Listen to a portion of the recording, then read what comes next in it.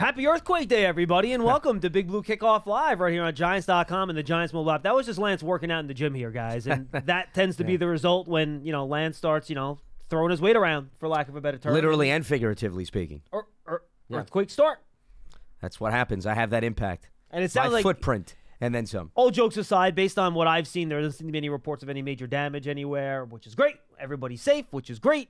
Hope you guys enjoyed the little wiggle and jiggle that we had about an hour and a half ago in the tri-state area. So, fun Friday, folks. We've been having guests every day, and we were going to do a draft expert today.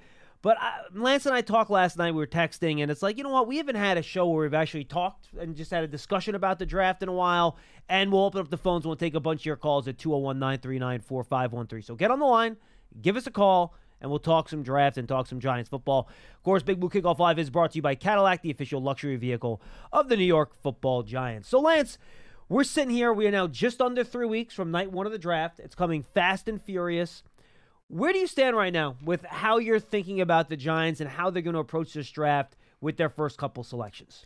Well, as far as the first-round pick is concerned, I mean, nothing has dramatically, John, changed for me. I still see, and I'd be surprised if there's not a run on quarterbacks to start the draft, which means that I think things should fall into place for the Giants with respect to them being in position to get an offensive weapon, define a game run. changer. A run meaning the top three picks. Do you think then they'll Bears, be a trade Commanders, up for and the fourth Patriots? One? I could see the Cardinals going after a wide receiver. I would not be surprised if they say to themselves, hey, Marvin Harrison Jr. is there. Let's take him. Let's give Kyler Murray somebody to work with. And remember, we've had this discussion time and time again. The team that would have to move up, let's say that the first three teams take a quarterback, that means that the team that's moving up must have loved at least a minimum 2 to 3 different quarterbacks, which I personally find hard to believe. Or one of the two quarterbacks they loved hadn't been selected wound up yet. dropping. It's possible. But, I mean, once again, you literally have to have an extreme open mind as a team, even if you feel as strongly, John, about two different quarterbacks, okay? And normally you go into a draft, you have a separation between at least one guy and the rest of the pack. You really have to feel good about two to make a move, in my mind, to get to the number 4 spot and also give Arizona something to think about to move out of that spot and pass up on arguably what could go down as the number 1 elite wide receiver in this class. Agree, but I do think there's a level of desperation for teams like the Vikings and the Broncos and the Raiders especially, who have starters in place, but probably not starters where you're looking and saying, all right, these guys are going to lead us to the playoffs. Like, they just don't have that track record, right? So I have to think those teams, and we've ever seen the Vikings have been fairly open about this, where they're like, we're going to try to trade up with those 2 first-round picks. So if not the Cardinals, and I do think the Cardinals are more likely to stay put than the Chargers, I think Jim Harbaugh is really trying to redo that franchise, right? Yeah. And he wants to accumulate picks. Remember, he's going to be very familiar with the college football players coming out. So you go back to when Jimmy Johnson became coach of the Cowboys, one of the reasons they were able to build that team so quickly and so well is the guys that Jimmy Johnson was telling Jerry Jones to draft were the guys that he was recruiting at Miami. So he really had a good feel for the college football Well, he wasn't that players. far removed from the college game, yeah. Right. Same thing with Jim Harbaugh. So I think he's going to want as many swings of the bat as to draft as many of these college players that he's very familiar with to rebuild that roster, which we know got torn down a little bit. They had a lot of cap issues. That's an ongoing process. You want to have a lot of low-cost players on the roster. And we know Jim Harbaugh loves to build an offensive line. And it's such a deep offensive line draft where, Joel might be the first guy that comes off the board as an offensive tackle. But if you get the 3rd or 4th offensive tackle, most people, and I'm one of them, think that player is going to be a really good starter. So they could slide down to that 11, 12, 13 range with those 3 teams we talked about. Still get a guy you can plug and play a tackle if you want. And then you'll get another 2 or 3 picks on top of that in order for you to continue to build that roster the way Jim Harbaugh wants. So I'm with you. I still think, just based on how Austin Ford has operated with Arizona, there's a chance they might move too. But I do think the Chargers would definitely try to move out of that spot, especially given the draft capital they would get in return from one of those teams that my guess is going to like whatever. At least one of those teams is going to like one of the quarterbacks that's left, and they would try to move up to get one of those players. Well, and they also have Justin Herbert, so clearly they don't need to stay put and draft a quarterback or even bring in somebody for the sake of competition. So I'm sure Harbaugh is more than comfortable saying, okay, let's move down and grab some assets, as you mentioned. Let's say it's the Vikings, right? And it's 11-23. What are the 2 deepest positions in the first round? You can get your wide receiver that they need because they lost Keenan Allen and Mike Williams, and they get the offensive tackle to build Harbaugh's line. So they get a 2-for-1 there. And then, by the way, to move up 10 spots, you're probably getting their next year's 1-2, or at least another high-value day 2 pick at some point. So I just think it's a real good opportunity for L.A. to kind of build their roster. Well, I'm with you. And Minnesota does have 2 first-rounders, and they had recently acquired one, so they seem to be at least lining up their ducks in a row here to make a move. And they only have Sam Darnold. They had a revolving door last season. Kirk Cousins clearly signed with the Atlanta Falcons. The Raiders, they have Aiden O'Connell.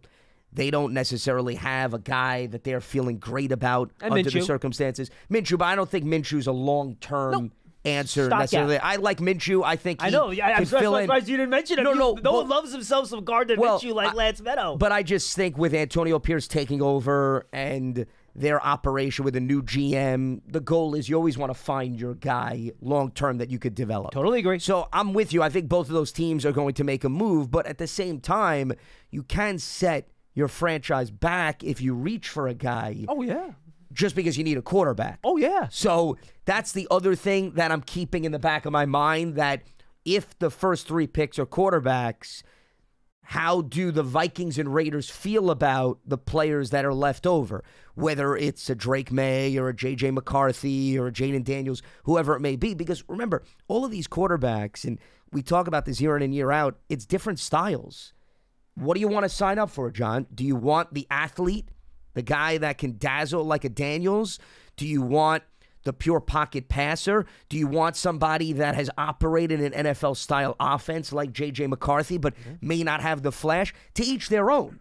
You know, it depends on what the coach and what the front office thinks has the most upside. And when you look at the teams here, they're all across the board because Washington just got a new coaching staff and a new general manager. The Patriots, you know, they have some familiar voices, but everything's new there. Minnesota does not have newness, though. Kevin O'Connell's been in place, as well as their general manager. And the Raiders, Pierce was there last season, but their general manager is new.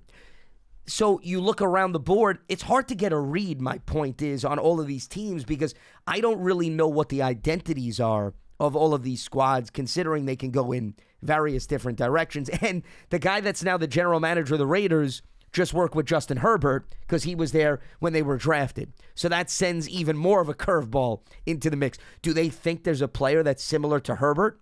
And do they want to try to duplicate that? That would be Drake May, by the way, if you want to pick a guy. Well, and that's what I'm saying. But who knows if May, once again, is still going to be on the board in that situation if they move up or they move down, whichever direction they want to go. How do you stack the top 4 quarterbacks for you personally? Well, I think Caleb Williams is in a league of his own. Personally, I think people are reading too much into this last season. I don't get that much worked up over what was a horrendous defense. The guy had to throw left and right. Totally agree. He had no chance whatsoever to set the tone because they were playing catch-up. So I look at what 2022 provided for Caleb Williams more so than 2023, and I say if the Bears, and I'm not saying Chicago's having a debate right now, but I'm not leery on what 2023 presented. That doesn't scare me. We always talk about the situation around the quarterback being important. The 100%, situation around Caleb Williams is not great this year. Neither was the situation around Drake May, for that matter. Yeah. No, there's no doubt about it. And May comes from a North Carolina program, too, in Mac Brown, that has done a nice job in developing players, whether it's quarterbacks and so forth. I mean, you can't lose sight over that. Daniels has the intrigue because of the athleticism. Daniels, to me, is more of what a lot of teams have been seeking in recent drafts, which is, can we get the guy that can be involved a little bit in the run game?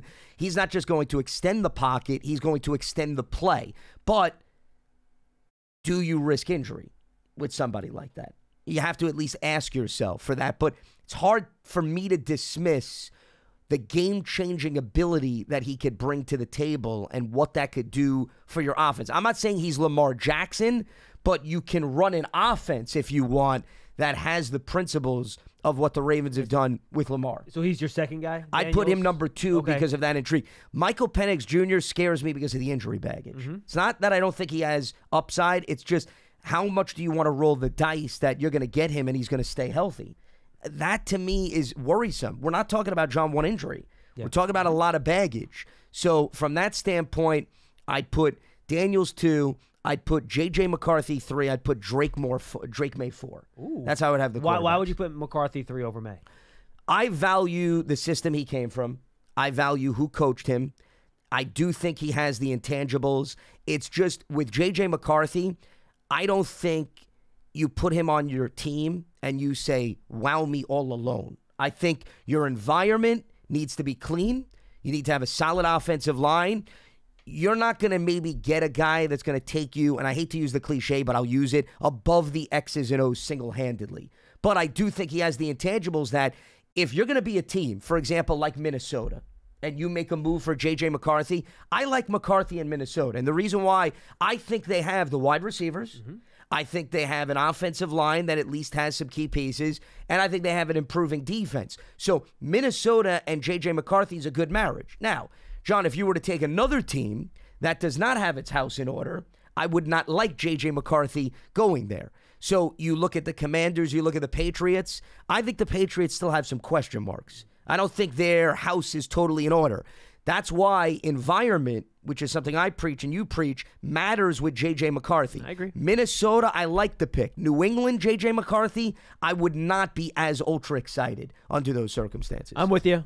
So I have it stacked Williams, May, Daniels, and then McCarthy with small little gaps between each group, to be honest with you. Like I have like little tiers. Like I have May and Daniels are probably the two closest guys in that group of 4, but then McCarthy's a tier down for me, and Williams is a tier up from those two middle guys. So you guys have heard me talk about these quarterbacks. Giants Huddle Podcast. So go download it, check it out. My interview with Nate Tice is up there right now. We do a lot on these quarterbacks. Steven Reese earlier in the week. So if you want more details on that, go check it out. What's your order on? Okay, so let's just finish the quarterback conversation very quickly. So do you think the Giants are in a position? If the guy is there that they love at 6, they can stick and pick. That's great. If one of those 4 guys don't make it to 6, do you think the Giants are in a situation where they could consider trading up for a quarterback? Well, I think they could certainly consider trading up for a quarterback regardless. Or whether they should? Okay, well, if you word it that way, once again, I think, John, it depends on who's on the board. Because if we're going to apply my logic to the Giants, if you put any quarterback with the Giants, do I think any quarterback will thrive? My answer is no. Because as much as the Giants have improved the roster, I don't think they're a finished product. I don't think you put a single play caller in there under center and think that if the offensive line doesn't make enough strides, that quarterback single-handedly, like J.J. McCarthy, could do his thing. There's a young wide receiver core that still has some question marks about durability. And remember, I've been preaching they need a playmaker. As it stands right now, John, they do not have a guy that if I'm playing the Giants on a random Sunday, I say to myself, as an opposing defensive coordinator, who do I fear that I need to roll my coverage over to that end? I've been saying the same exact thing, Lance. They have a bunch of nice players, but they don't have that worrisome player. And Barkley's not here anymore. So if you now... And by the way, Waller, who knows what's going to happen with him, too? Waller right now is a question mark because pending retirement, we have no idea. So that's more of a reason why there's a question mark. So if you're telling me you're going to move up to grab a quarterback, now your opportunity to grab that playmaker has dissipated. And you're trading maybe additional other picks that takes more opportunities away from trying to get that playmaker. Whether it be 2024 or maybe you give up assets in 2025, who knows what it would take, because it's going to take something and then some to move up. So you have to weigh that. What helps your team now? Is it the explosive playmaker, or is it the quarterback who you may move up to get, and also is no guarantee he's going to be on the field immediately too? Let's not forget about that. So when you look at it through that lens, my answer would be no. I don't think it's worth it to sacrifice the explosive playmaker. The only way it's worth it, John, is if you swap spots with the Bears and you get the number 1 overall pick. And the reason being is then I know you're getting the quarterback you want, where there's conviction in the room. Well, my guess is no that debate. you wouldn't be making this trade till draft night anyway. Without a doubt. But what I'm saying is that I'd be willing to give up all the assets to go after the number 1 overall pick, because that means that there's no debate. The Giants, they're all on the same page, and they're not questioning, well, if A moves down to B, if C moves up. Well, let's say, for they're example, getting their guy. They get the draft night. Okay. Williams is their number 1 quarterback in this theoretical world. We have no idea where the Giants have their quarterback stacked. He's gone. And let's say Washington picks Jaden Daniels second, right? But he's the 4th quarterback on the Giants board in our theoretical world. They get to 3. Their number 2 quarterback, which they don't have that far behind, their number 1 guy in Williams is sitting there at 3, and the Patriots are willing to move. You're going to get your second favorite quarterback in the draft who you think has legitimate, like, top 8 star potential. Would you then pull the trigger? Well, once again, it depends on who the quarterback is. Whoever, in my mind. Meaning, you're going to take out of the equation whether or not you feel if you could slide that quarterback in. Okay, that quarterback it's just a long-term plan. For you, is what you're saying. For you, let's say your second favorite quarterback is Jaden Daniels, right? Let's say it's Jaden Daniels sitting there for you. If Daniels is there, given his athleticism, and I said what he brings to the table is unique, I would absolutely consider that. Okay, good. Okay, that I would consider. And so we're on the same page then. If you're going to trade up, it has to be for a guy that you think is special. Without a doubt. It has to be, because once again, I think the Giants are an unfinished house on offense.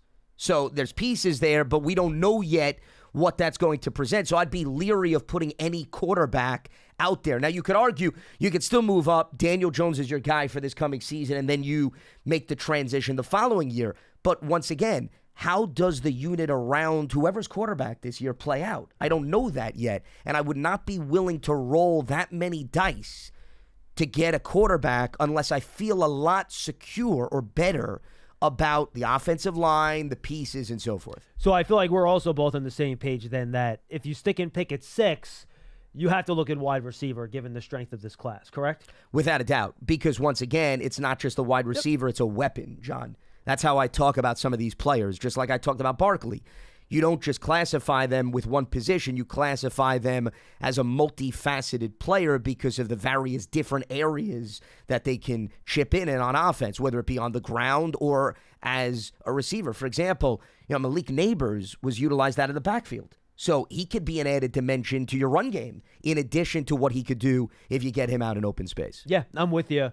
How do you have those top 3 wide receivers? Or maybe it's not a top 3 for you. Maybe it's a top 2. How do you have them stacked? Yeah, I mean, to me, it's almost a flip of the coin with Neighbors and Odunze. I feel great about both of them. You have Harrison as your 1? Yes, Harrison is 1. Got it. So that's why I'm not, I guess, considering him, because as it stands where the Giants select, I'd be floored if he's still on the board. Tony Pauline and I did a mock draft the other day. Yeah. And I thought it was a realistic scenario. Top 3 picks are all quarterbacks. Cardinals get out, right? Vikings trade up. They selected, I think it was either McCarthy or May. It was the 4th quarterback. Okay. I think it was May. And then the Chargers take Joe Alt. That's the scenario where Harrison's there. I don't think that's inconceivable. Yeah, I mean, is it likely? No. Is there like a 10% chance? Maybe. But I do think there's a scenario where that could happen. Well, if that does happen, then it's Harrison without any hesitation. The more and more I think about it, you could argue Odunze gives the Giants something that maybe they don't have currently. I think he's a better fit with the wide receiver group. I agree with you. Neighbors, I love, once again, the dual threat that he offers, but, I'm high on Wan'Dale Robinson, and I think another season under his belt, Robinson could give you a little bit of what Neighbors does out of the backfield, out in open space. So from that standpoint, and considering Robinson is still young, I'd lean more towards Odunze as the roster is currently set up. Do you prefer Neighbors in the slot? Because if you prefer Neighbors in the slot, then I get where you're coming from, because that's Robinson's spot, right? You're not going to move Robinson's outside. And I would lean more towards Neighbors in the slot. I wouldn't be against playing him on the outside, but I think given his skill set, I think you could probably get more out of him in the slot. Okay. Would you give consideration at this point to any other player at any other position at 6, other than those 3 guys we just talked about? Well, if Waller retires, it's hard for me to sell Brock Bowers. I can't pick Bowers over one of those 3 wide receivers. I can't. If you maybe trade down to 10 or something, and like the 3 wide receivers are gone and Bowers is sitting there, sure. But I can't pick Bowers over one of those 3 wide receivers. I can't do it. Well, because if you're going to draft a tight end at 6, I think they have to be a complete player. from a blocking and a receiving standpoint. You could tell me all you want. Well, you're going to line him up as a receiver on every single play, but there's going to be plays where he still needs to block regardless, because then he's going to become a predictable player. So I would lean away towards Bowers, and I think Bellinger is still a promising player. We need him to have more of a complete set of the blocking aspect and the receiving aspect, but I thought as a rookie, Bellinger did a really nice job. So I'm not looking at the roster that it's bare if Waller winds up retiring. And they brought in blockers through free agency. So even if you don't think Bellinger is once again a brick wall, then between him and the free agents, you can have an operational group of tight ends. Then the offensive line, John, I think I made this clear. Joe Alt's a solid player, but if you're going to move him to the right side, you now add more question marks to the player. And I think they did enough in free agency to at least give you a backstop there. Correct. I think Illuminor gives you the versatility where he can play tackle and guard. Even if Neal stays at right tackle and Illuminor is your right guard, if Neal struggles, you could kick him out to right tackle. And he's not an old man.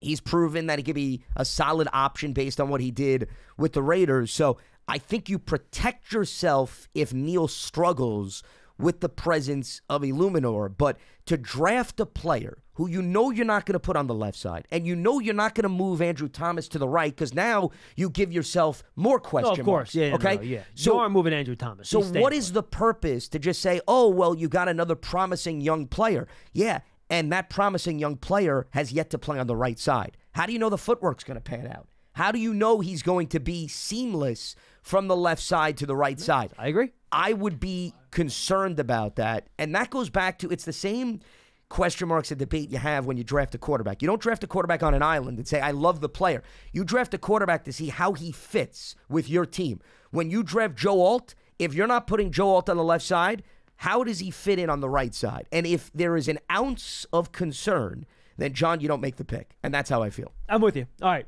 We've gone through team needs a million times before, so I'm not going to get into day 2 and day 3 because we've been through that. Interior defensive line, corner, running back, safety, wide receiver if you don't go there at pick 6 overall, obviously.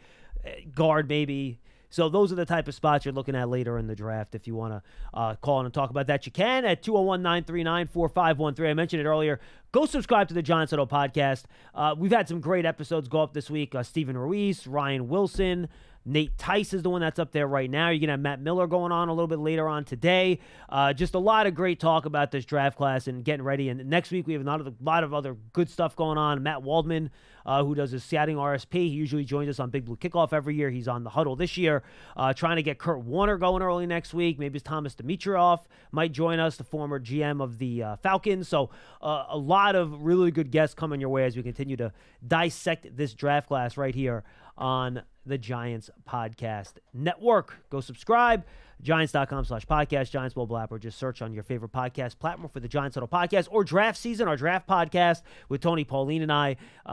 Every week we go through things. This week we had our penultimate mock draft of the cycle. So make sure you go check that out as well, Draft Season. All right, let's get to the calls, 201-939-4513, and lead off with Marty in Manahawkin. What's up, Marty? Hey, John. Hey, Lance. How's it going? What's up? What's happening? I'm looking at a scenario where is if the 3 receivers are gone that the Giants are looking at, you'll probably have unless somebody's not really that high on the quarterbacks. I mean, that's that could be a possibility too. Marty, I would say that is a look. I'm happy to answer your question about the scenario, but when I say that's a less than 2% chance, I mean that's a less than 2% chance. Well, I mean, I hope so for that respect. But if something crazy was to happen, would having to take Brock Bowers would that be a decent trade-off? Yeah, I mean, I think that would be my backup plan. I would then look to get out because think of it this way, Marty.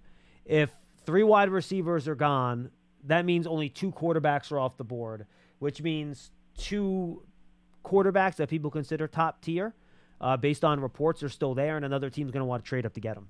So then you get out of that 6th spot, you trade with whoever it is, the Vikings or the Broncos or the Raiders, every team wants to come up. You trade with them, you get out, you get a slew of picks, and then you go pick whatever player you think is best in that range, whether it's a tackle. Because at that point, you could pick a guy that plays right tackle, right? Like a Talese Fuanga. You could pick a guy that plays right tackle like a J.C. Latham, so you're not worried about the switch aspect. Yeah. Maybe Brock Bowers is sitting there. Maybe you like Brian Thomas Jr. out of LSU, the 4th wide receiver at that spot. So it gives you other options. So if those 3 wide receivers are gone, it means only 2 quarterbacks have been taken.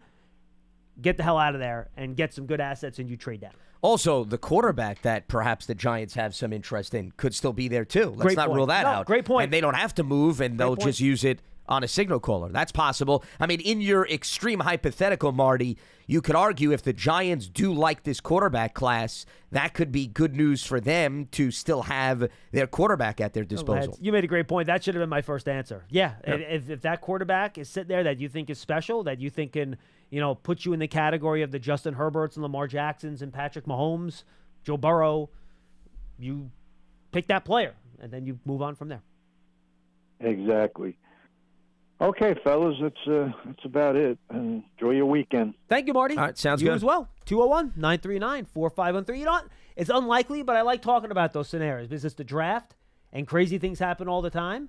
So I think it's good to at least investigate that sort of thing. Well, just real quickly, John, if we go down the hypothetical road that the last caller went, Washington traded away Sam Howell, okay? So as it stands right now, I mean, they've got... No, they're picking a quarterback. That's why I'm just going through it. I understand what Marty was saying, but in a world where Washington has the number 2 overall pick and Caleb Williams is off the board, something tells me they like one of the 3 or 4 other guys ostensibly, that are still available. It would be quarterback, receiver, receiver. And that's what his scenario would look like.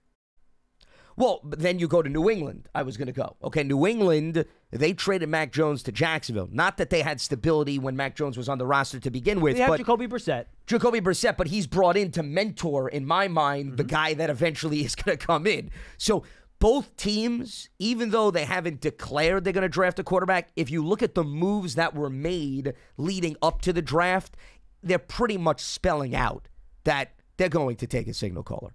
So I'm with you. I'd be very surprised if they go, well, we're going to bring in the playmaker. Yeah, but do you need the guy to throw the ball to the playmaker? Unless they're going to make a move for a Ryan Tannehill or somebody, and they've already spoken. But once again, when you have a new coach and a new general manager, because the turnover rate is so high, John, in the NFL, most of them are of the philosophy, I can't wait to find my quarterback. And by the way, an impatient owner that just lived 20 years with an awesome quarterback and has now learned what life is like without that awesome quarterback. And Robert Kraft is, I believe, over 80 years old. Trust me, he doesn't want to wait for this.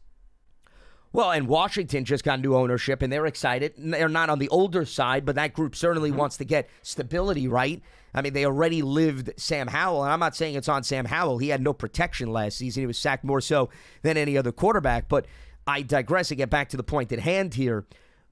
The philosophy for most coaches and general managers is, if I have 2 to 3 years to prove I deserve to keep my job, and you spend the first 2 years working with various quarterbacks, in all likelihood, you're not getting beyond the 3rd year. So if you're this high in the draft, I think most executives and coaches are of the philosophy, you take the quarterback because the goal is you don't want to be this high anymore. The goal is you want to win football games. And you don't want to have to trade a bajillion assets to get back up there to draft your guy. That's more of a reason why I'd be very surprised if Washington and New England don't go quarterback. Which is why we talk about the Giants in that regard too, right? You're sitting there at 6. You don't want to pick at 6 again. That's why it has to be an option just because it's the most important position. Sure. A little bit different, though, because other teams are in front of you. Correct. For example, if the Giants had the 3rd also have Daniel overall Jones pick. under contract in-house too, which is different too. Yeah, absolutely.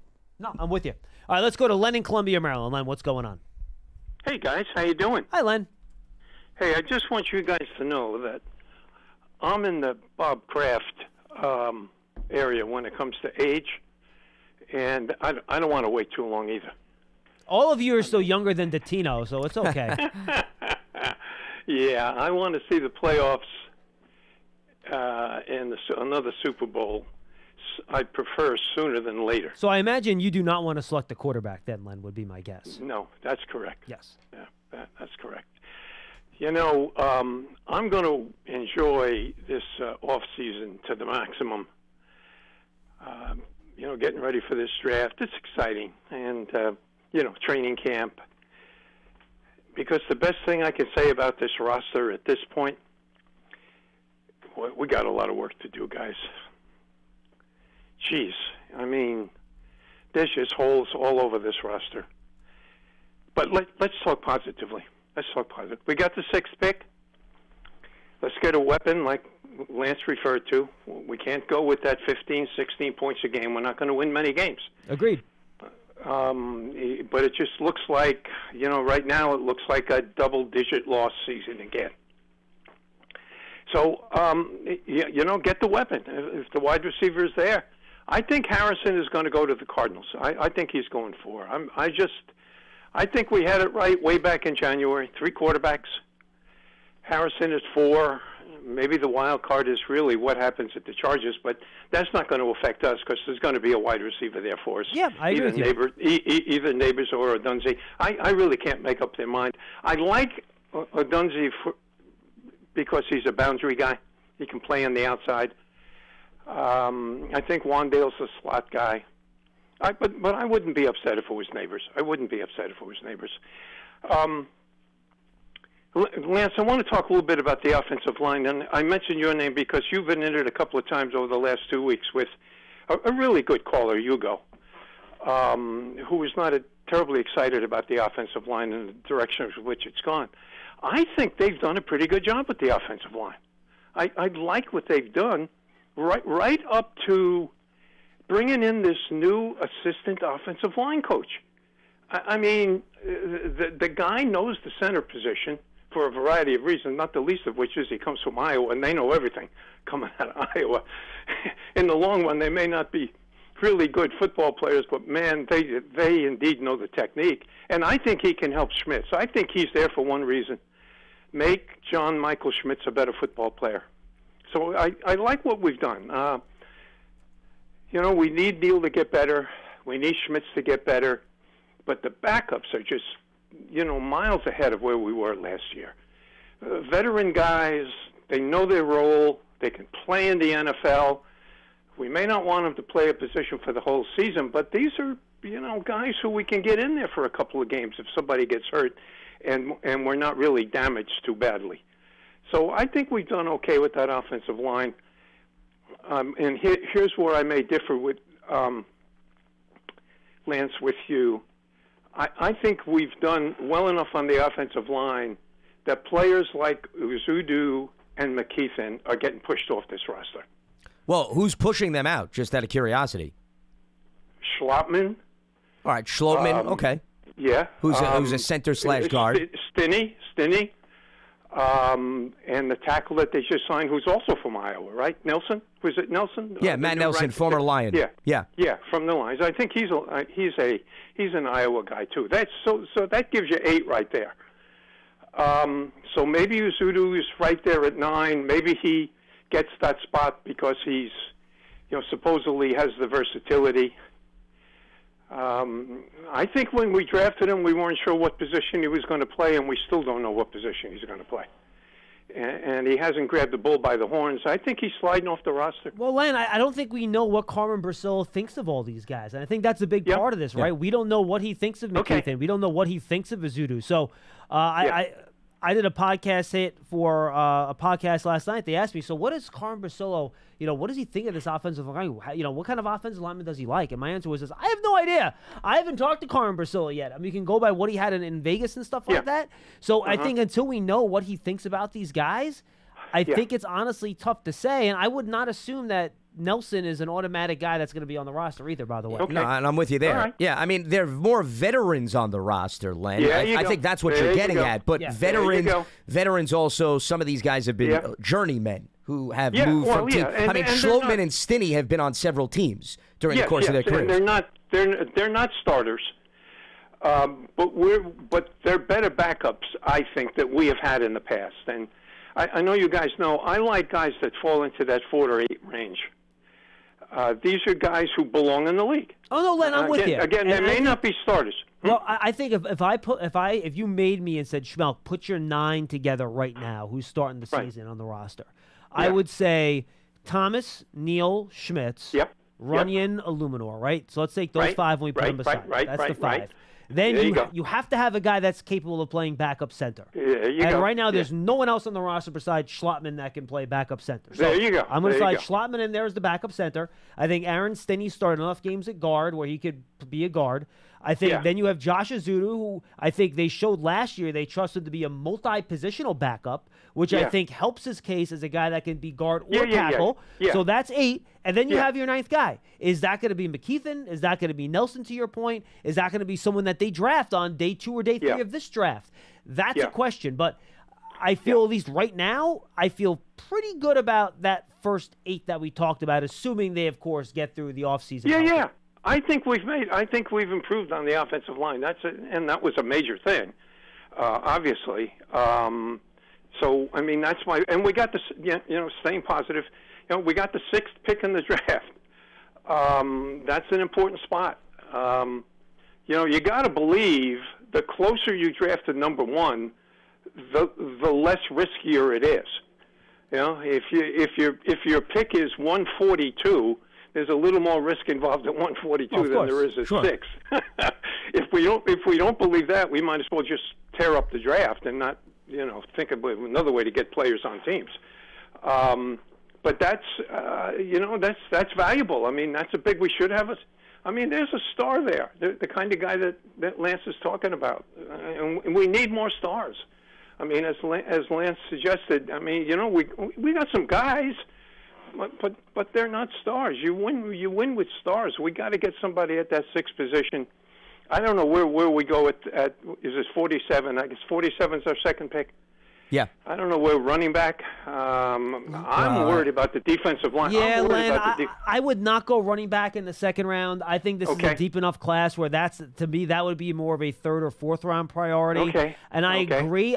I think the defensive line group is fairly deep. I think it does go into the round 3 of this draft. I think if you want to get a corner that you want to start in week 1, and you need corners that can compete to start in week 1. I think that becomes a very high priority in the 2nd round of this draft for me. Yeah.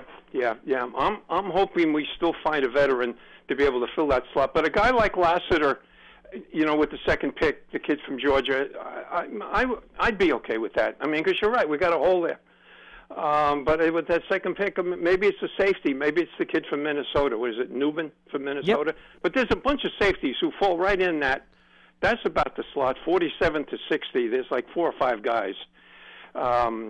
If the coaches feel, I think we need another safety. But if the coaches feel like we need another safety, that's been there too. So I would love Len to figure out a way to pick up an extra 3rd round pick somehow in this draft, because I think that could really help you fill one of those additional needs you're talking about. Yeah, but we're not going to trade number 6 to get another 3rd round pick. No. I was thinking maybe move a pick in next year's draft, something like that. If you see a player you want to target, or maybe you slide back from 47 a bit, right? Yeah. And you turn that into a really late 2 and a late 3 or something. So then you move back 12 spots, but you pick up an extra late 3 or something like that, or early 4. Maybe that's something you can look into. We gotta catch a break. Daniel's got to stay healthy. We got to get something more out of Daniel. Neal has got to come along at right tackle. Schmitz has got to take a step forward. Well, you're listing all previous draft picks, which is what I've been saying for years.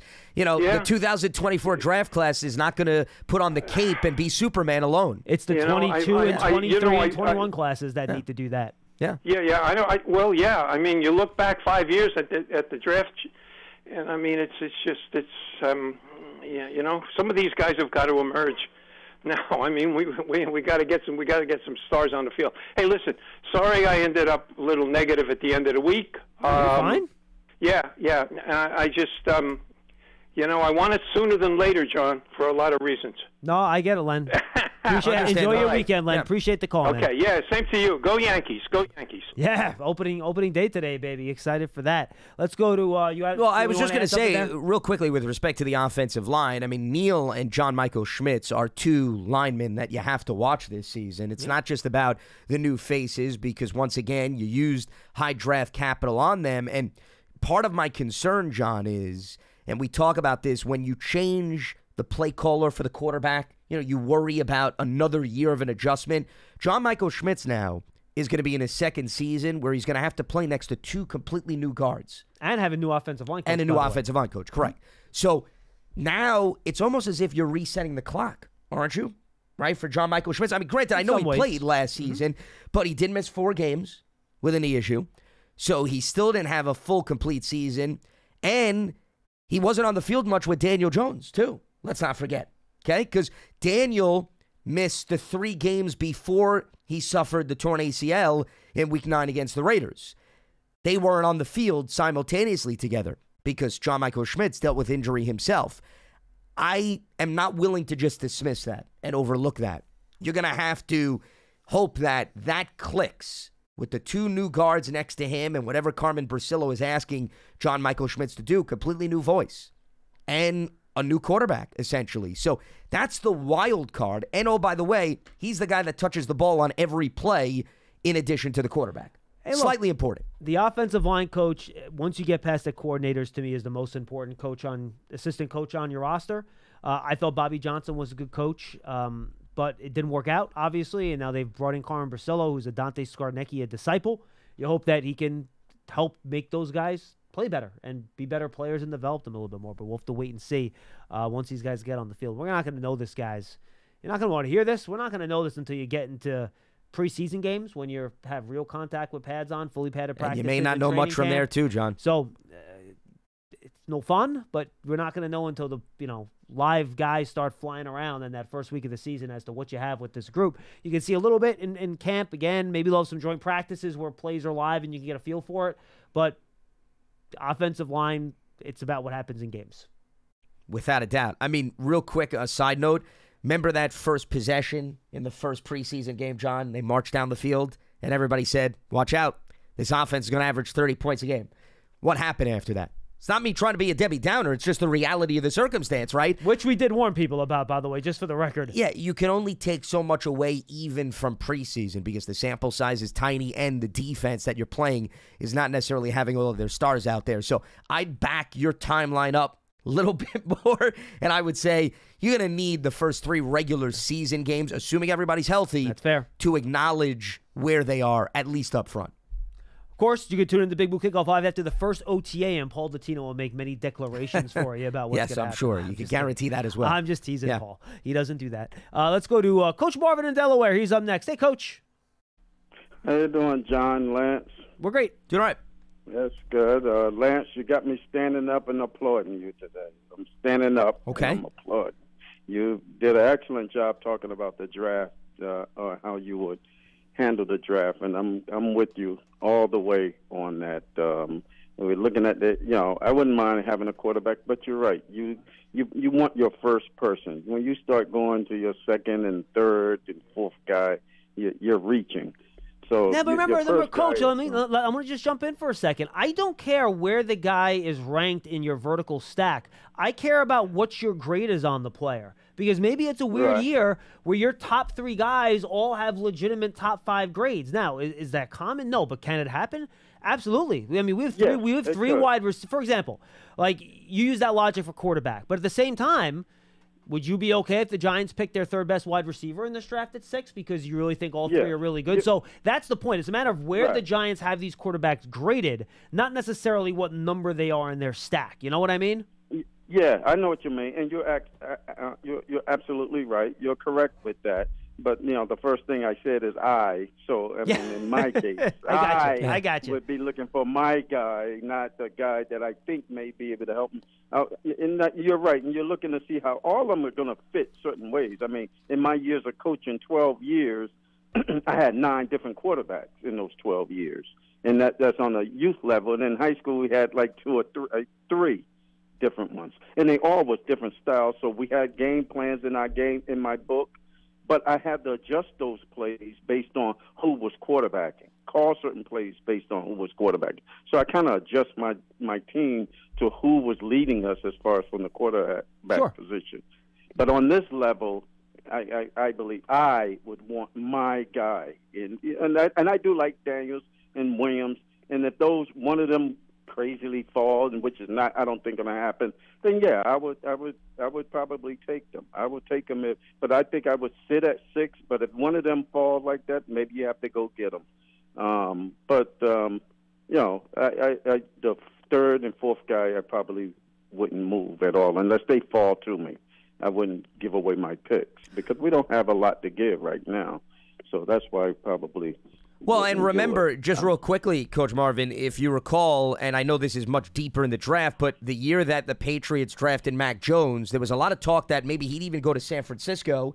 Jones fell. New England stayed pat. I think it was, the 15th overall pick or something? Like that. And they just grabbed him. Yeah, 50. Okay, so it may have been one spot off. But New England didn't do anything. And there was talk about New England needs a quarterback. They stayed where they are. It fell to them. Now, granted, Mac had a great rookie year. Unfortunately, the environment around him drastically changed. Well documented. Just look at Will Levis last year. They sat there and picked him at the top of the second round. Yeah, Tennessee. So it could happen. Yeah, it could happen. And going back to those quarterbacks, you look at the first 3. Those franchises traded all 3 of their first-round picks of quarterback. I don't know about Howell was the first or not, but Sam wasn't. The second. But they traded those guys. They're all out of those teams. So now those teams are looking for a new face on the franchise. And to me, quarterback is your face of the franchise 99% of the time. So I think those franchises are going in different directions, and they're looking for a person to lead them there. And I think that's what they're going to do. They're going to draft quarterbacks. I believe those 3 are going to draft them. I think the Patriots will draft one. It's a chance they want, but I'm saying again, I believe that they will. So that's the way I see it. As far as the team, Lynn said a lot of good things. I believe in what the team is doing. I'm not critical of our team that much. I support whatever they do. I'm not going to criticize them like crazy. Now, I'll critique some of the players to say something I don't agree with, but I'm not going to shoot them down and say they're horrible and all this stuff. But I think they did a good job with the offensive line. They're working. But since 2012, we've been working the offensive line. It just haven't worked out on the field. It isn't like they ignored the offensive line. No, they've drafted guys. They've brought in free agents. Yeah, absolutely. Yeah. We brought in free agents, and so they're working, and I'm thinking they work. Now it looks like they're going from the inside out. And so like the second rounder, whatever, it's going to be a lot of guys there, I believe, that they can draft. But I like the kid out of Florida State, Fisk. I think it's first. Braden Fisk. That's a tackle. Yeah, I like him. Hopefully, someone like that will be there, and I think he'll be a good addition. The last thing I'd like to say, this is to John. Yes. It could be to you too, Lance, but John does a lot of that kind of scouting. A friend of mine from the Department of Justice called me about 2.5 weeks, almost 3 weeks ago. He asked me about a player, which is a friend of his. He's close to the family. And this player plays for South Carolina. I never called in, talked about it, because I don't know if the Giants were keeping it on the down low. And I just noticed the kid actually said something. So it's already been put out there that the Giants called him. And they're the only ones that called him. And I looked at his film, and he looks pretty good. What player? Who are you talking about? I'm going to give you the name. It's Marcel Dial. Okay. I have not watched him yet. He's a cornerback. Take a look at him because they did call him. Okay. They did call him. The Giants called him. So I'd like you to take a look at him. I will. I will put him on my. I'm going to focus on defense late next week. So I'll try to get. I'll put him into my safety list. Yeah, 6 feet tall, 190 cornerback. What's that, Lance? No, I have his profile up. I just brought it up. 6 feet tall, 190. You listed a corner or safety? Yeah. He's listed as a corner. ESPN has him listed as a safety. That's interesting. But he's a corner. He played corner for South Carolina. Okay. When you see the films, you'll see he's at a corner. He's not at safety. Got it. I don't know if he can play safety, but he's close to my friend. I'll give him a name out because I know he's going to listen to the show. Nakia Grimes is the one who gave me the info. So shout out to him. But I'd like to, hopefully I'll hear from you. If I don't talk to you, you'll say something about it on the show that I'll be able to translate that back to him. Yes, I will take a look at the player. What you thought of him. Yeah. So he looked pretty good. I just thought he was a little touchy, but He looks pretty good. He's a little handsy. So, and Coach, a lot of college cornerbacks are, man, because they let them get away with more stuff, and these guys can get very handsy in college. It's very true. I think they taught that way a little bit, and that's true. A lot of them are handsy, and that's true. Coach, appreciate the call, my friend. Thank you. It was good talking to you. Thank you. Yep. All right, let's go to Scott, New Mexico. He's up next. We got a flood of regulars on the lines today. Scott, what's going on? Hey, guys. First of all, John, I want to compliment you on all the Giant huddles. I've watched pretty much all of them. And you learn a lot from listening to the guys about where they think things are going to go, like Stephen Ruiz, Joel Corey, Pat Kerwin, Randy Mueller. All of them have been great. Thank you. One guy you haven't had on that I personally like is Dan Shanta from Our Lads. Is he scheduled to no, Dan, and we haven't had Dan on in a few years. He unfortunately suffered a stroke 3 or 4 years ago. I'm sorry to hear that. And he's still good, but physically he's not really capable of giving interviews anymore with the speech. So unfortunately, we did have Dave Seviertson on, who's kind of taken over the scouting mantle at Our Lads. We had him on the huddle. Oh, boy, I think it was right after the Combine for a Combine review, if I recall, right, Pearson? Yeah, so he's kind of now the Our Lads, the face of it that's out there doing interviews for the Draft Guide. Okay. I agree with a lot of the points that Coach Marvin made, but I think my concentration, the Giants are going to do whatever they do with the first-round draft pick. But it's the second-round draft pick that I'm interested in. And I think sometimes in our need to create more offense, which obviously Lance is a proponent of, and I agree, we sometimes think the defense isn't as important this year, and I think it is. And you just have to go back to the Super Bowl last year. Kansas City doesn't win that game unless that defense plays the way they did, and Kansas City played great defense the whole year. So I think there are two positions on the defense that I'm interested in specifically, and I wanted to get your take on which players you think. Two players, the one player I do agree with Coach Marvin is Braden Fisk, because you needed a three-technique tackle. And imagine having Dexter Lawrence and Fisk together.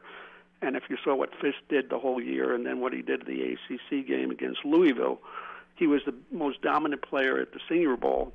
And, his measurables are great. So at the second-round pick, would somebody like that be available, do you think? Or will his notoriety now move him up the draft board? And because I think the defense is just as important as the offense this year. The second position I think they really have the need for is at cornerback. And the guy I like right now is Kool-Aid McKinstry from Alabama. I don't think he's getting the 47, Scott. Okay, I was just wondering if he would. But is there a way with the second-round pick the Giants could make a deal or something to move up for the second-round pick? I wouldn't do that because you're then losing your third rounder, and there's so many holes to fill. Scott, I would not. Okay. I would not necessarily. I think you're looking to gain more picks at that point, not reduce them. At least in my opinion. Yeah, well, especially since once again, if you have areas across the board and you've already sacrificed some picks because of previous trades, how much more are you willing to give away? Especially since you just listed. You're eyeing cornerback and you're eyeing interior defensive lineman. Correct. And I could give you a few other positions that you could argue the Giants could still address in the draft. It's the old story. You want at-bats. You're going to take away additional at-bats to address and help your roster. I don't see how that's worth it, especially also if you're not making a drastic move. They have the 47th overall pick in the second round. So the first pick in the second round is 33. They're not in terrible position. Right in the middle. Yeah, where you think if you stay put, you won't be able to get a player that could come in year one and contribute. I don't see why they have to be ultra aggressive unless they just love a guy and they have to have him. But I think Joe Shane is going to weigh that against, if I have to sacrifice to get the one guy I love, who else am I losing out on? I don't think that's worth it. So with the second-round pick, who do you envision at that spot? On defense, do you think they'll go defense first of all? with that pick. Well, Or they still want to bolster the offensive line with getting another offensive line. It's about players, not positions, Scott. So it depends on players. Yeah, I don't like getting caught up in, take a running back in the second round and a wide receiver in the third round, because I don't know what their board looks like, but if they love a player and even on paper you think they have depth at that position, the roster's going to change next year. So if they really like a player and right now there's high volume, I would not get in the way of taking that player if that player is graded that much higher than who you would be reaching on for the sake of a need. The other thing to keep in mind, and let's focus on Fisk here right now, they have Jordan Riley and DJ Davidson on the roster. Now, I don't know what the new defensive staff thinks about both of those guys, but I thought Riley showed some flashes that I'd be willing to give him the opportunity to take on a bigger role next season. And I don't think that he's at the point where you've seen enough and you want to move on from him. So there are young options on the interior defensive line that they could still toy with. And if Shane Bowen likes what he sees, maybe the need to then go after a guy or make a move on a guy like Fisk is not as necessary at this stage. Yeah, I think corner. I mean, I said it before. If there was if there is a player there that's worth the pick, because you're picking, again, players, not positions, I think that, to me, Lance, after a weapon on offense, corner would be my highest position of priority, at least for me. Well, it's interesting. I want to go back to, for the recent Giants cover 4, if you remember. Yep. We ranked the top 6 needs of the Giants, and the 4 of us put it up there. So I'm just going to give you what I had. What I had look at you. First, right? You had wide receiver first. Right, and then you had cornerback 2. That'll do it. So I went. And by the way, we all got murdered for not putting quarterback higher on our list. But guys, the question was need, and the Giants have 2 quarterbacks on the roster that can step in and start at quarterback. That's why, to me, even though you're always looking to upgrade the position, that wasn't necessarily a need. You know what I mean? Anyway, go ahead. Oh, you got murdered? I mean, you're still alive and well. You look okay. The comments on Twitter okay. were proverbially murderous. Well, I am untouched and unscathed. Well, I didn't get one comment. Honestly, so not that I'm losing sleep over it. I didn't even look at him. I was told to like not look at him. So, okay. So gotcha. then I took a little bit of a glance, and I'm like, yeah, people weren't happy with us, but that's fine. Gotcha. Okay. Well, I went offensive game changer. I didn't even go wide receiver. Just give me an offensive weapon. So I stood behind the principles that I've been preaching. I went pass rusher 2, and then I went corner 3. Even after the Burns edition. Yeah, huh? well, because here's my concern. Azeez Ojulari has yet to prove that he can get through a whole season, John. And he's in the final year of his rookie contract. So you know me, I'm a need beyond this year. So that's why, and Kayvon Thibodeau, who had a nice season one time. Remember, Leonard Williams had the double-digit sack season, and what did we hear? Oh, this is going to be the beginning of what's going to happen. What did Leonard Williams do? And this is not me taking a shot at Leonard Williams. It's just you can't assume when a guy does it once and doesn't have the track record that it follows suit every single year. Only his second year. It's not like he's had an opportunity to develop. No, 100%. But I want to protect myself. I totally get it. So that's why I have pass rusher 2 and then corners 3. You can never have enough pass rushers. Yeah. So the injury risk and the young, unproven commodities gave me the edge over pass rusher. They're young at corner now, overall. When you say pass rusher, you mean edge, or could it be an interior pass rusher? No, it could be an interior guy. Okay. I want sacks. I want to put pressure on the quarterback. If you think, John, you can achieve that from the interior, that's fine. I could live with that. Okay. I left it open-ended for that very reason, just like I did offensive game changer. And then I had cornerback number 3 because Deonte Banks, Cordell Flott, Trey Hawkins, young guys who you all drafted in the last 2 years. Nick McLeod is an interchangeable player. And right now, Nick McLeod, if you look at Giants' depth charts, McLeod could be penciled in as a starter. That's who would be my starter if I had to play a game tomorrow. And Aaron Robinson has not proven that he can be reliable and stay on the field. So that's what you're looking at, John, at that position. You're going to tell me there's not room to bring in a guy to compete and maybe feel good about lining up opposite Deonte Banks? There is absolutely room for that. But I'm not going to say you're in the second round, you have to take a corner, because it goes back to your point, John. Maybe the Giants don't have a high-graded corner when they get to the second round. And the pass rusher makes more sense. So you take the pass rusher instead of the corner, or you take the tight end instead of the corner. But from a need perspective, absolutely, corner is one of my top 3 needs entering the draft. I want to send Lance off for have a great weekend with Charlie in Portland, Maine. Nothing sets up the weekend like a call from Charlie. Hi, Charlie. You're giving him too much credit, though, that he'd actually even ruin my weekend, regardless of the phone call. Let's not put him that high on the pedestal. Hey, John. Hey, Lance. Lance, I knew you were going to go on and on because you knew what my call was coming up. No, So today I was not looking that carefully, in all honesty, really? of Okay. who was waiting for us down the pipeline. All right. So, All right. yes. That's good. But Lance is a master of the four corners offense at the end of these shows if he has to be. That's right. Yeah. I will Yeah, I second know. that. Yes. Hey, look. I'll shout out to Len. The thing is, I don't know how much we've improved our offensive line. I think we've improved it. But remember, we gave up 85 sacks last year. So what are we going to give up? 45, 50 this year? Yeah, but remember, you're not just adding Luminor and Runyon Jr. You're adding Andrew Thomas to that line too, who missed most of last year. Well, he didn't miss most of last year. He missed half of it. 7 games. Well, yeah. Well, what do you think he's going to do this year with his Well, Charlie, I sure as hell hope he doesn't miss half the year, because if he does, the year's going to suck again. So I sure as hell hope that doesn't happen. Listen, half of 17 is 8 to 9 in that ballpark. So he missed 7. So he missed about half the year. And he played on one leg for another game, which is basically a virtual missed game. So there you go. Yeah. Well, I know. Well, they better watch his hamstrings and not put him back out there when he was hurt, which is kind of dumb.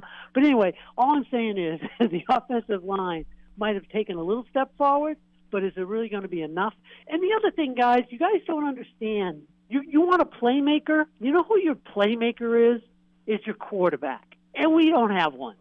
We need a quarterback. We said if we think the quarterback sitting there that is a potential to be a special playmaking quarterback, we would take them. What else do you want? That's what I'm saying. So why are you arguing with us? That's what we said. No, I'm not arguing about it, but Lance was saying, like, I'll take a playmaker at 6. Well, look, all of you guys didn't put the quarterbacks in there as a need, right? You just said it. Yes, because you have players on the roster that can start at. You have players at the position that can start at the position, and you feel good about it. And I also said that you can't assume that every quarterback is a playmaker automatically based on the current roster for this team, with some question marks that you yourself have mentioned are up front on Charlie, the offensive line. The problem you're running into is that you said you have to add a quarterback, but you never say the name of the quarterback that you think is the guy that you want to add. No, because all I get reactions on Twitter. You have to draft a quarterback. You have to draft a quarterback. No. I've mentioned there's 5 guys that can be picked in the top 10. I think you're crazy. 6. I think you're crazy. No, I'm not. Interchangeable? You're crazy. You don't think Penix is a top quarterback? He's the most pro-ready Michael guy Penix there has is. a second-round grade on my draft board. Yeah, you're crazy. He's the most pro-ready quarterback of any of the 5. That's great. That guy Charlie, is going to ball out. You put Michael Penix behind an offensive line that's not the best in college football like Washington and away from the 3 best receivers in college football, see what he looks like. Going to look a lot better than Gomer Jones and company. I'll tell you that. Do you know how many times Michael Penix would have been sacked if he played behind the Giants' offensive line last year? Around 200. That was last year. You just said our offensive line is better. But you yourself admitted that you don't like the offensive line and you're not sold on the offensive line. So a quarterback can make an offensive line look a lot better than it is. Yeah, but Michael Penix isn't a mover. He's the most stationary of the top 5 quarterbacks. He's smart. He reads defenses. He knows how to get rid of the ball quickly. He's a smart quarterback. He processes. And we don't have a guy who can do that on this team right now. So you think Jones is not a processing quarterback. If you want a guy that him gets like the ball 20 out seconds. quickly, you should be talking about Bo Nix, not about Michael Penix. Look, Michael Penix is going to be one of the best quarterbacks out of this draft, and it'll be proven in the next couple of years. And whoever passes on him are going to regret it. I'm telling you that. And if we just think we're going to get a wide receiver at 6, then he's going to be another Hyatt who's not going to get the ball, and they're not going to throw it to him because the quarterback can't, wake up enough to give him the ball, or the offensive line is not good enough and they can't run around. So to me, it's just going to be a track meet guy running around and not getting the ball, just like Hyatt. Charlie, is that what we're going to do again? Charlie, the Carolina Panthers used the first overall pick on Bryce Young last season. How did that play out? Yeah, well, how did Stroud play out? Okay. How did that guy play out? But the point is, you have to pick the right guy. You're claiming that there's 5 guys that are worthy of taking, and you're under the assumption that all 5 are going to pan out. And I'm telling you that. When was the last time we picked a quarterback in the draft? It's been 6 years. You've got to go and take a swing. Jones is not the answer. Charlie, again, we're fine picking a quarterback, but you just. Well, who do you want? Okay, John, have you not listened to any of my content the last 2 weeks, Charlie? Have you not listened to one sentence of our content? Quarterback.